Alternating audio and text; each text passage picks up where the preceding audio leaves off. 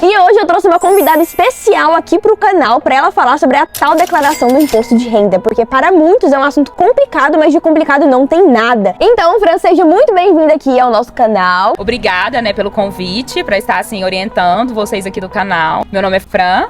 Sou contadora e atuo há mais de 15 anos na área. Que é isso, obrigada a você por ter aceitado o convite, por estar aqui tirando várias dúvidas, que eu sei que são dúvidas que eu mesma tenho e que eu creio que muitas pessoas, também têm, principalmente os jovens, porque o foco aqui do nosso canal são jovens também, claro. Então bora lá, preparada para responder as perguntas? Sim, vamos lá. Antes de fazer essas perguntas, eu quero só deixar claro que é o seguinte, quando você fala de declaração do imposto, muitas pessoas pensam, que é um assunto complicado, assim como eu falei no início. Mas é só você imaginar na sua cabeça que existe uma coluna.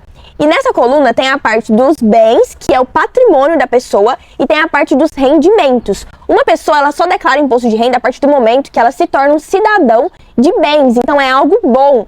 Então você imagina que nessa coluna dos bens, que é o patrimônio, possui casas, carro, os investimentos de renda fixa, renda variável, tudo isso faz parte dos bens. Já a parte dos rendimentos são os rendimentos de fato, como por exemplo o aluguel de uma casa, os proventos de um investimento, os dividendos, o lucro que você teve por meio de uma venda de uma ação, de um imóvel. Então é basicamente isso. Se você está declarando é porque você está recebendo. E é claro que tem a parte negativa, porque o Brasil possui um alto índice de carga tributária, Mas é por isso que a gente está aqui com a Fran e ela vai responder, algumas perguntas mais específicas para que você saia desse vídeo aqui bem esclarecido. Então bora para a primeira pergunta, Vamos começar pelo básico. O que é o imposto de renda e o que é também a declaração desse imposto? O imposto de renda é o imposto que você paga em cima dos ganhos que você teve. E tem a parte que é isenta e tem a parte que é tributada, que é quando você realmente tem que pagar o imposto. A declaração é o ato de você informar para o governo todos os seus ganhos, todas as suas despesas,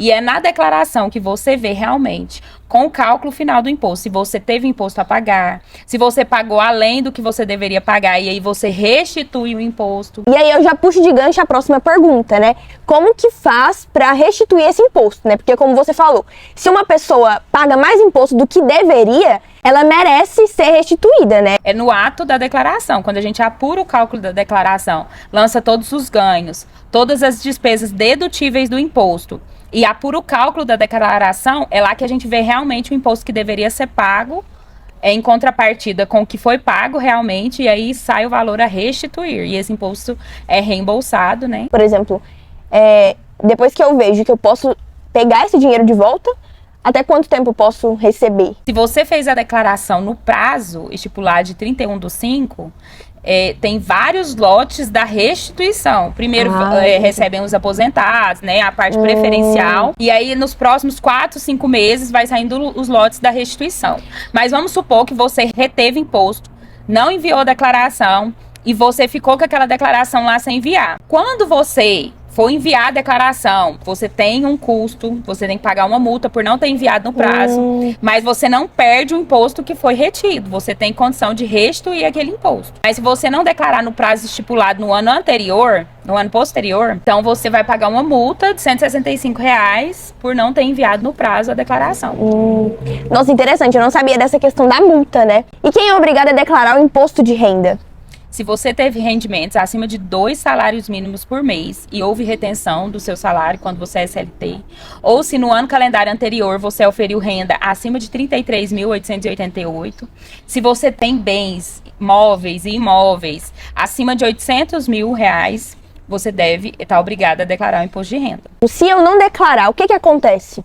Eu vou dar um exemplo meu mesmo, que eu vendi os ovos de Páscoa e tudo mais, E recebi um valor próximo de R$5.000 no Pix, Foi um valor bruto, não foi líquido, mas eu sou obrigada a declarar? Então, no seu caso, por você estar tendo uma atividade, você teria o quê? Que está se regularizando abrindo uma empresa. Hoje, a Receita Federal viabilizou uma forma mais simples de você estar se regularizando através do MEI. O MEI, ele é uma atividade, que você abre de forma facilitada, você não tem muita burocracia, você paga um imposto reduzido para estar regularizando a sua atividade. No seu caso, que você recebeu 5 mil, mas durante o ano, o que seria ideal? O que seria o correto?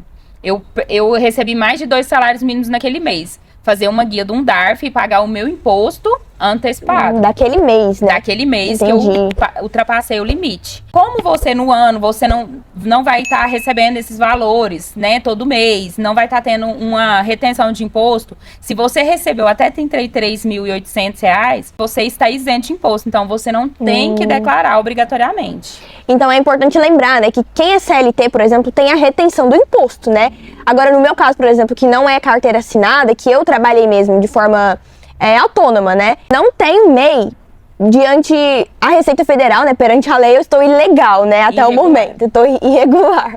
Então, para ficar regular, eu teria que chegar no contador, por exemplo, e falar assim, olha aqui, eu recebi 5 mil no Pix, então eu quero declarar, regularizar a minha situação. Eu quero pagar, né? A DARF, para eu adiantar, né? Já essa retenção do imposto, né? No caso. Então, eu que teria que ter essa iniciativa de ir até o contador para me tornar regular, né?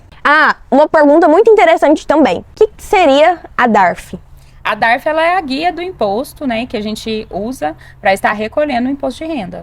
Mas é só para quem é autônomo ou para qualquer pessoa? Até mesmo para quem é CLT? DARF é o meio pela qual paga o imposto, de qualquer forma. Se você tem que pagar o imposto, ele vai sair um DARF para estar recolhendo o imposto. Sim. E tudo isso eu vejo pelo programa da Receita Federal. Geralmente é o contador que emite as DARFs, né? Sim, entendi. Próxima pergunta, sobre os investimentos. Para quem investe, assim como eu, por exemplo, que explico aqui no canal sobre investimentos, eu também invisto meu dinheiro. Mas eu invisto com um foco de longo prazo. Eu não pretendo resgatar esse valor e nem obter lucro agora no momento. Como que eu faço? Eu preciso declarar? Eu sou obrigada? Ou só quando eu vender algum tipo de investimento? Os investimentos, eles são bens que você tem. O bem, ele é obrigado a declarar acima de R$800 mil que você tenha de bens naquele ano. Porém, se você, por exemplo, se você está obrigado de alguma outra forma a declarar o imposto de renda, você tem que declarar os seus bens e os seus investimentos. Então, assim, um não exclui o outro. Então, você tem que olhar todas as obrigatoriedades e se você tiver obrigado em alguma dessas questões, você tem que fazer toda a declaração, tem que declarar todos os seus bens, vendas, rendimentos. Então, se eu declarar os ovos de Páscoa, o que ela quis dizer, né, é que eu também tenho que declarar os investimentos, porque eu estou sendo obrigada a declarar aquele tipo de valor. Se você tem só os investimentos e não obter lucro em cima daquele investimento, e for só aquilo, aí você não declara. Mas se você tiver algum outro tipo de obrigatoriedade em alguma outra categoria, né, aí sim você tem que declarar. E onde que eu posso baixar o informe de rendimentos?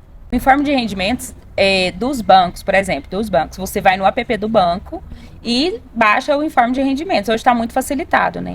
Agora, por exemplo, se você é CLT, você tem que solicitar para a empresa que você trabalha. Hoje, com o Gov, você consegue acessar, né, pelo ECAC, também por meio da DIRF, você consegue olhar o informe de rendimentos por lá. Tem a questão também, um detalhe importante que eu já observei. Para quem investe, né, e tudo mais por meio de corretoras, a maioria já tem esse informe. Mas, por exemplo, investimentos no exterior, como Bitcoin, para quem investe na Binance, o aplicativo não disponibiliza esse informe de rendimentos. Então é muito importante que você anote. Quando você já sabe que aquele aplicativo não disponibiliza, você já deve anotar e deixar tudo anotado as suas movimentações. Ou então você pode usar outros sites que fazem isso, como Status Invest, Investidor 10. Então é importante você pesquisar e ver se a sua corretora tem aquele informe de rendimentos para depois, quando você for declarar, não ficar difícil, né, a sua declaração. Próxima pergunta, e para quem é CLT, como que faz para declarar? Então, a declaração do salário, ele fica nos rendimentos tributáveis recebidos por pessoa jurídica. Você tem que informar nesse campo,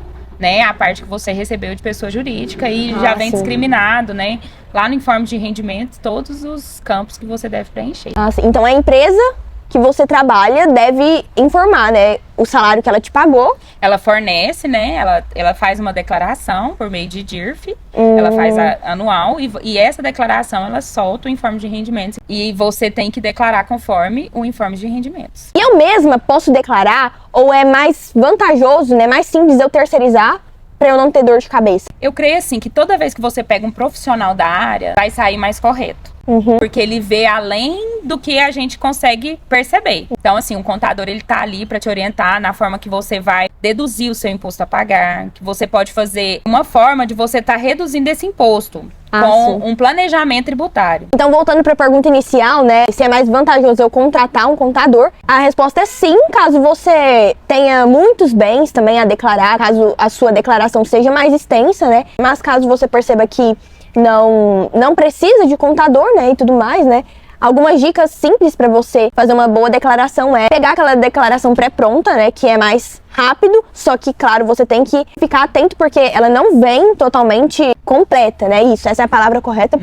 Porque você tem que preencher de acordo com os seus bens, seus sentimentos, né? Vai de cada caso, de cada pessoa. Próxima pergunta: como lembrar de tudo que eu devo declarar, para eu não deixar nada passar batido? Porque, querendo ou não, são muitos gastos que eu tenho durante o ano, muitas coisas que eu recebo que entram na minha conta, né? Como lembrar de tudo? Se você é autônomo, você tem que ter um controle financeiro, né? E até mesmo se você é CLT, você tem que estar pegando os recibos, guardando os recibos, as notas fiscais. No caso de compra e venda, as escrituras, né? Contrato de compra e venda. Tem que estar guardando a sua documentação financeira para depois levar para o contador analisar, ver o que tem que pagar, como que tem que declarar. E no caso, assim, ó, compra e venda de bens. Por exemplo, investimento. Você comprou uma ação de 10 mil reais, por exemplo, e vai vender ela a 30 mil reais. A diferença é um ganho de capital, que tem que pagar imposto.